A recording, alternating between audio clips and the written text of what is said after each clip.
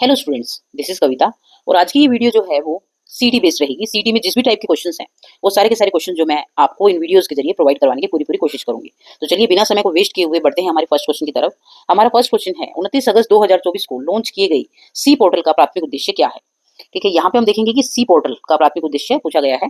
तो यहाँ पे सी से ही समझ जाते हैं क्योंकि ये लड़कियों से संबंधित कुछ न कुछ पोर्टल रहेगा। तो ऑप्शन को देखते हैं हम यहाँ पे। ऑप्शन है हमारे फर्स्ट ऑप्शन है रोजगार रिकॉर्ड पर नजर रखने के लिए। बी क्वेश्चन है, बी जो ऑप्शन है वो है यौन उत्पीड़न की शिकायतों को पंजीकृत करना और उनकी निगरानी करना। सी है नौकरी की सूची उपलब्ध कराने के लिए। और डी है कर्मचारियों के वेतन का प्रबंध करने के लिए। तो यहाँ पे हमारा जो है करेक्ट ऑप्शन क्या रहेगा, हमारा रहेगा यौन उत्पीड़न की शिकायतों को पंजीकृत करना और उनकी निगरानी करना। ठीक है, तो सी बॉक्स पोर्टल का जो है उद्देश्य यौन उत्पीड़न की शिकायतों को पंजीकृत करना और उनकी निगरानी करना रहेगा। क्वेश्चन नंबर 2, 27 अगस्त 2024 को लॉन्च की गई यूनिफाइड लैंडिंग इंटरफेस, जिसको हम यूएलआई का प्राथमिक के नाम से जानते हैं, का प्राथमिक लक्ष्य क्या है। तो यहाँ पे ऑप्शन है हमारे पास। ए ऑप्शन है कागजी कार्रवाई बढ़ाएं। बी ऑप्शन है ऋण प्रक्रिया धीमी करना। सी ऑप्शन है अंश क्रेडिट जानकारी। और डी ऑप्शन जो है हमारा रहेगा ऋण प्रक्रियाओं को सरल और त्वरित कर बनाना। तो यहाँ पे हमारा जो है करेक्ट ऑप्शन रहेगा ऑप्शन डी, ऋण प्रक्रियाओं को सरल और त्वरित बनाने के लिए यूएलआई यानी कि यूनिफाइड लैंडिंग इंटरफेस का जो है प्रमुख लक्ष्य रहा है।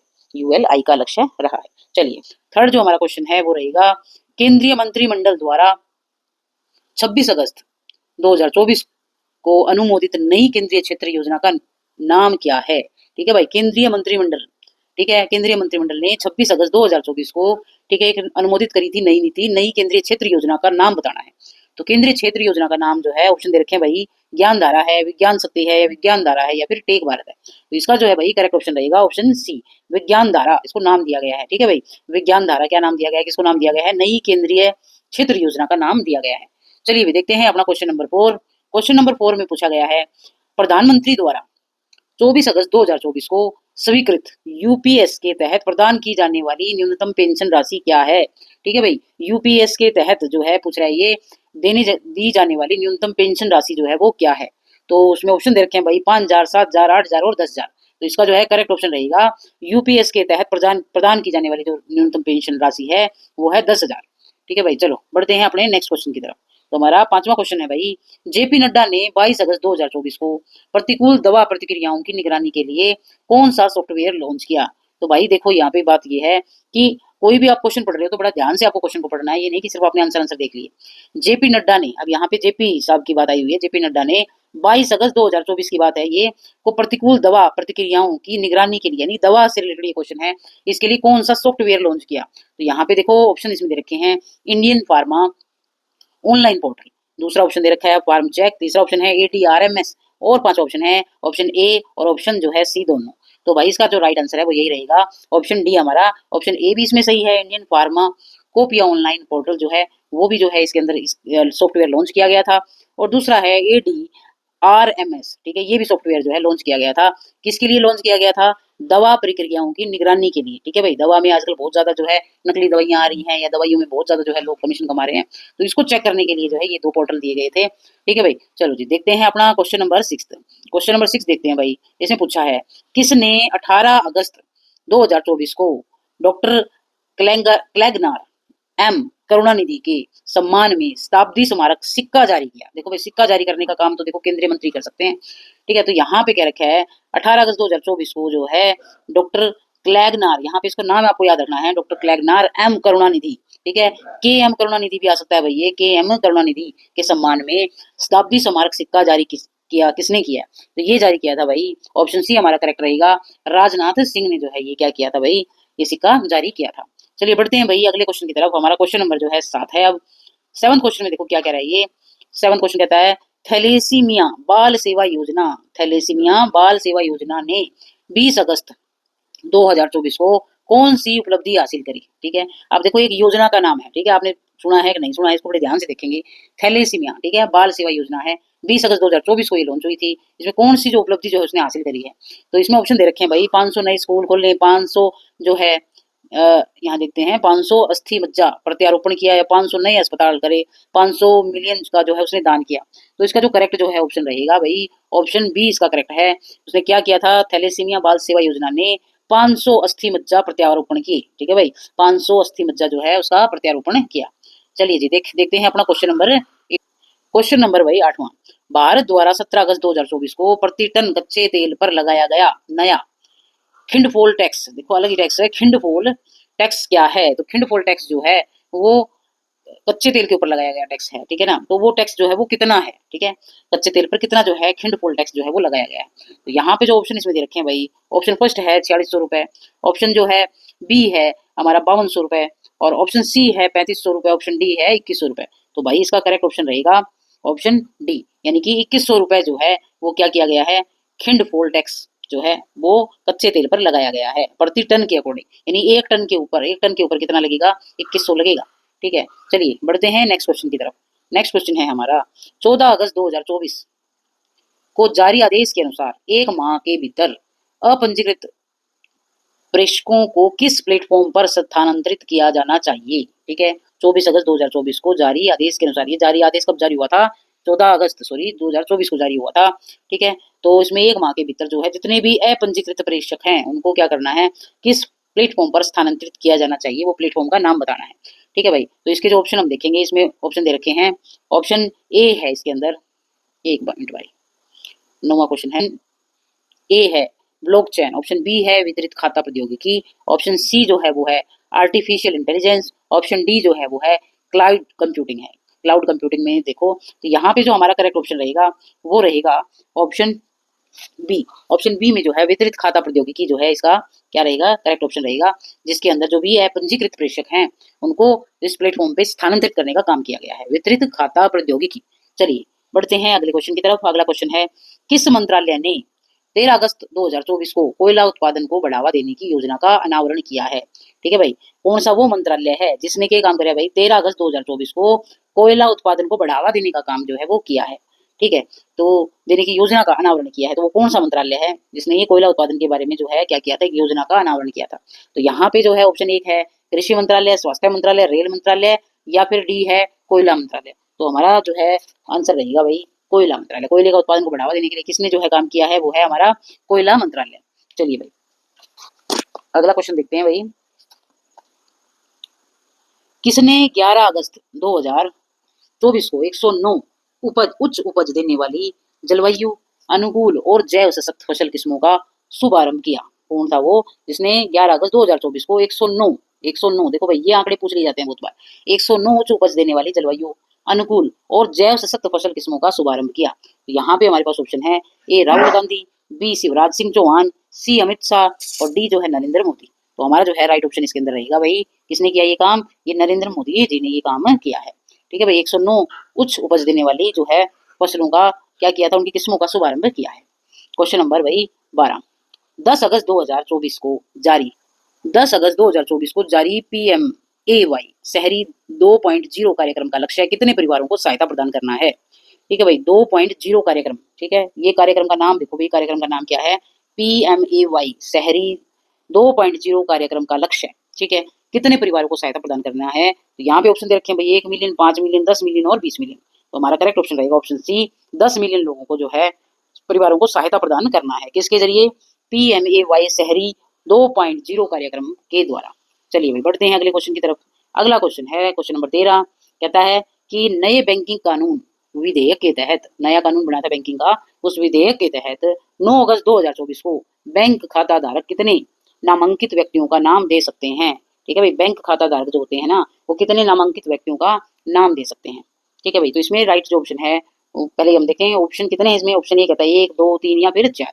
तो हमारा जो है करेक्ट ऑप्शन क्या रहेगा, करेक्ट ऑप्शन है हमारा ऑप्शन डी, यानी कि 4 व्यक्तियों का नाम दे सकते हैं। फिर से क्वेश्चन पढ़ लेते हैं अगर आपको नहीं समझ में आया तो। नए बैंकिंग कानून विधेयक के तहत, ठीक है, 9 अगस्त 2024 को बैंक खाता धारक जो है वो 4 व्यक्तियों के नामांकित 4 व्यक्तियों के नामों को जो है वो दे सकते हैं। अगला क्वेश्चन नंबर है 14।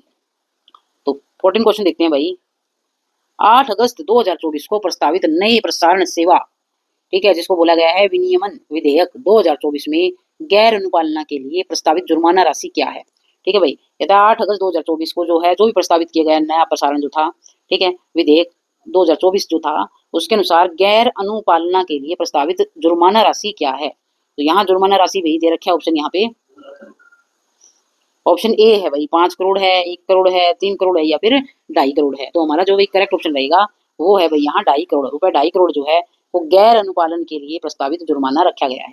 ठीक है भाई, चलिए बढ़ते हैं अगले क्वेश्चन की तरफ। अगला क्वेश्चन है, किसने 5 अगस्त 2024 को डिजिटल शक्ति केंद्र का उद्घाटन किया? तो पहला जो ऑप्शन है वो है भाई अमित शाह ने, निर्मला सीतारमण ने, या फिर रेखा शर्मा ने, या फिर सुषमा स्वराज ने। तो भाई 5 अगस्त 2024 को किसने जो है डिजिटल शक्ति केंद्र का उद्घाटन किया? तो हमारा करेक्ट ऑप्शन इसके अंदर रहेगा भाई, करेक्ट ऑप्शन है रेखा शर्मा ने। ठीक है, रेखा शर्मा ने क्या किया था भाई, डिजिटल शक्ति केंद्र का उद्घाटन करने का काम किया है। क्वेश्चन नंबर है हमारा नेक्स्ट, क्वेश्चन नंबर 16। 3 अगस्त 2024 को घोषित आगरा से ग्वालियर कॉरिडोर की लंबाई कितनी है? ठीक है भाई, ये घोषित किया गया था क्या, एक कॉरिडोर कौन सा, आगरा से ग्वालियर कॉरिडोर की लंबाई पूछी गई है भाई। तो लंबाई जो है वो कितनी है, यहाँ पे ऑप्शन दे रखे हैं। ऑप्शन ए कह रहा है 68 किलोमीटर, ऑप्शन बी कहता है 121 किलोमीटर, ऑप्शन सी कहता है 214 किलोमीटर, ऑप्शन डी कहता है 88 किलोमीटर। तो यहाँ पे भाई करेक्ट ऑप्शन इसका रहेगा, करेक्ट ऑप्शन है इसका ऑप्शन डी 88 किलोमीटर। ठीक है भाई, आगरा से ग्वालियर कॉरिडोर की लंबाई कितनी है, 88 किलोमीटर जो है वो घोषित करी गई। चलिए अगला जो क्वेश्चन है वो क्वेश्चन है भाई 17वां क्वेश्चन हमारा, क्वेश्चन नंबर 17। एनसीईआरटी ने 2 अगस्त 2024 को कक्षा 6 से 8 के लिए कितने बैगलेस डे जो है बिना बैग के जाना, ठीक है, कितने बैगलेस डे जो है वो प्रस्तावित किए हैं एनसीईआरटी ने? ठीक है, कब से किए हैं ये प्रस्तावित है, 2 अगस्त 2024 से।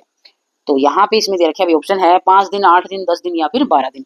तो यहाँ पे हमारा करेक्ट ऑप्शन रहेगा भाई, करेक्ट ऑप्शन है ऑप्शन सी, यानी कि 10 दिन जो है वो बैगलेस डे के रूप में एनसीईआरटी ने जो है प्रस्तावित किए हैं। ठीक है, कौन कौन सी क्लास रहेगी इसमें, 6ठी से 8वीं तक की क्लासेस रहेंगी।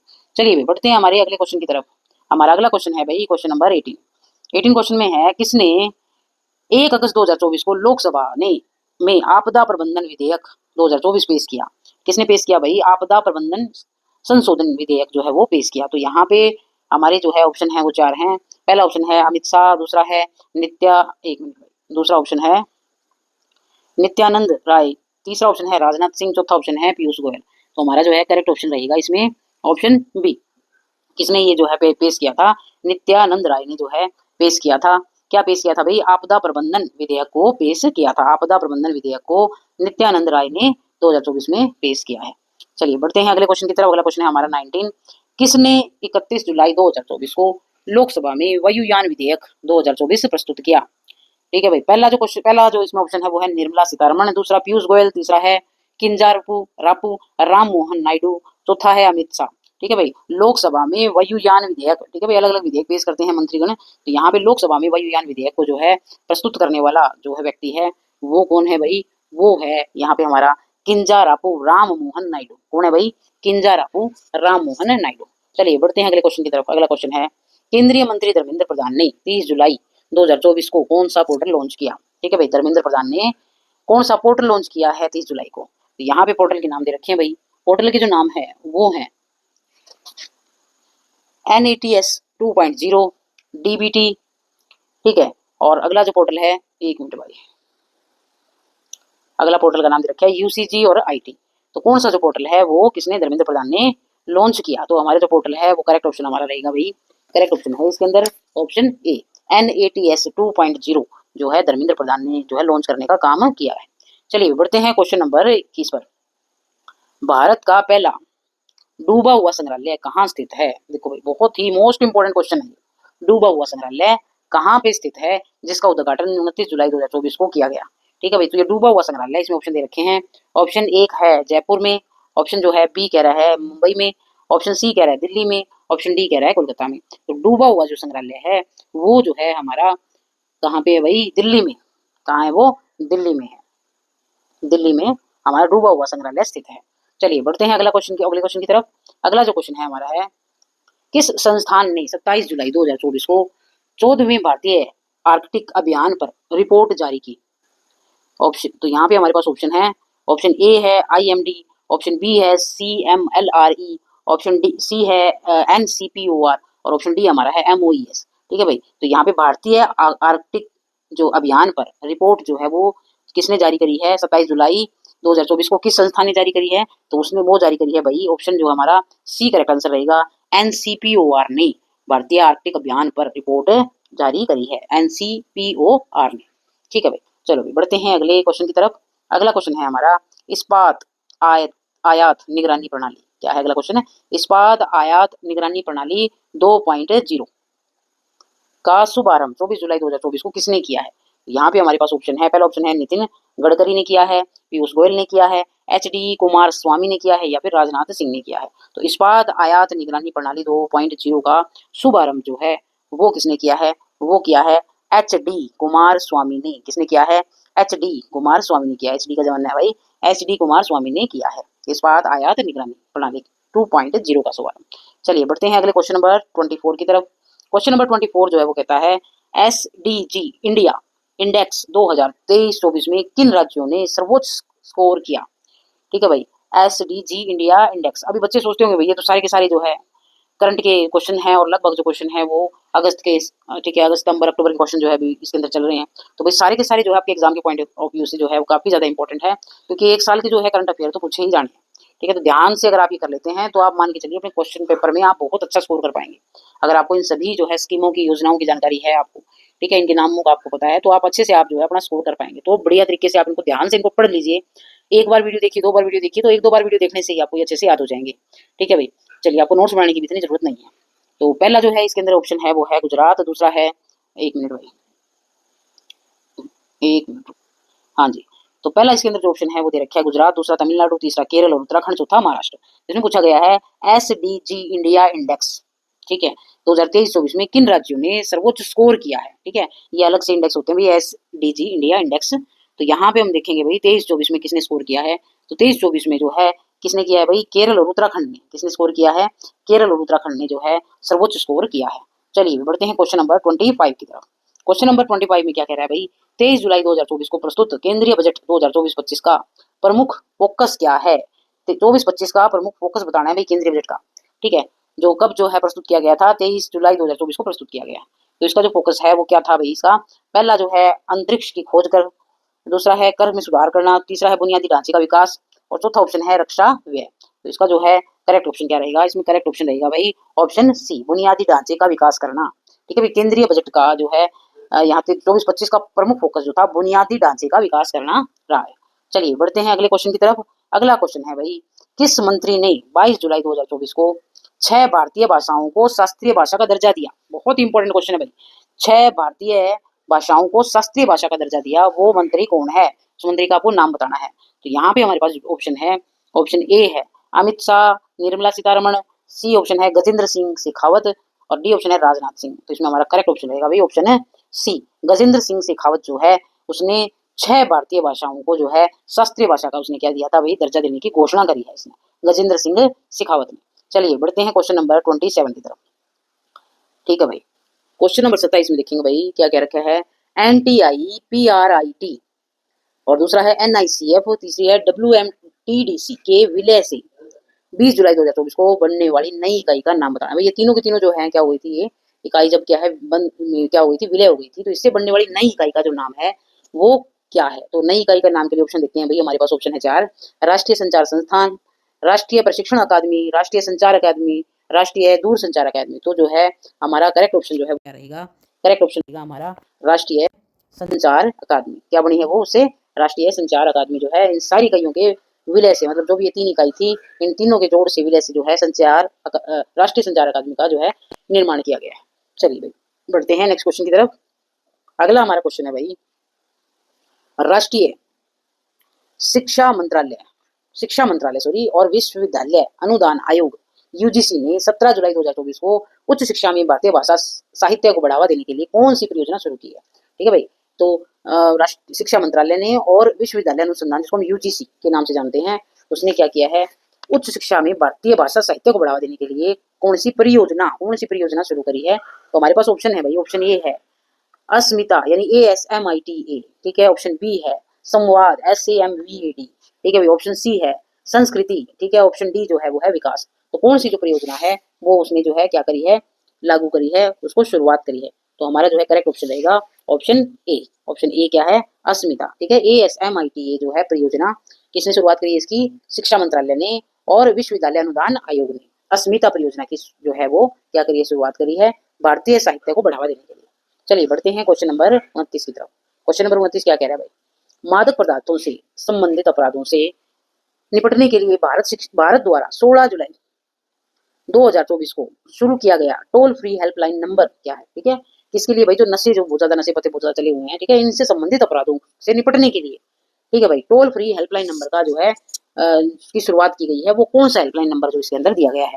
तो इसमें जो भाई करेक्ट ऑप्शन जो रहेगा वो ऑप्शन रहेगा ऑप्शन सी। ऑप्शन सी मतलब यानी 1933 जो है, 1933 जो हेल्पलाइन नंबर है, वो नशे के लिए, ठीक है ना, नशे में जो अपराध जो लोग करते हैं उनसे निपटने के लिए ऐसा किया गया, ठीक है, 1933, इसको याद रखना पड़ेगा भाई आपको।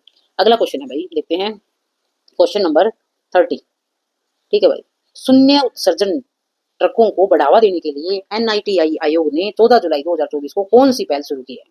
ठीक है भाई, शून्य उत्सर्जन ट्रकों को बढ़ावा देने के लिए। तो यहाँ पे एनआईटीआई यानी नीति आयोग ने, ठीक है, नीति आयोग ने 14 जुलाई 2024 को कौन सी पहल शुरू करी है? तो यहाँ पे भाई दे रखा है इनके नाम, देखते हैं। पहला ऑप्शन है नीति ग्रीन शिफ्ट चैलेंज, नीति पावर शिफ्ट चैलेंज, नीति इको शिफ्ट चैलेंज और नीति गियर शिफ्ट चैलेंज। तो भाई कौन सा जो है यहाँ पे चैलेंज की शुरुआत करी गई है, किसके द्वारा की गई है भाई? नीति आयोग के द्वारा की गई है। तो हमारा करेक्ट ऑप्शन रहेगा ऑप्शन नंबर डी, ठीक है, नीति गियर शिफ्ट चैलेंज। कौन सा है भाई आंसर? नीति गियर शिफ्ट चैलेंज का जो है नीति आयोग ने इसकी पहल करी है।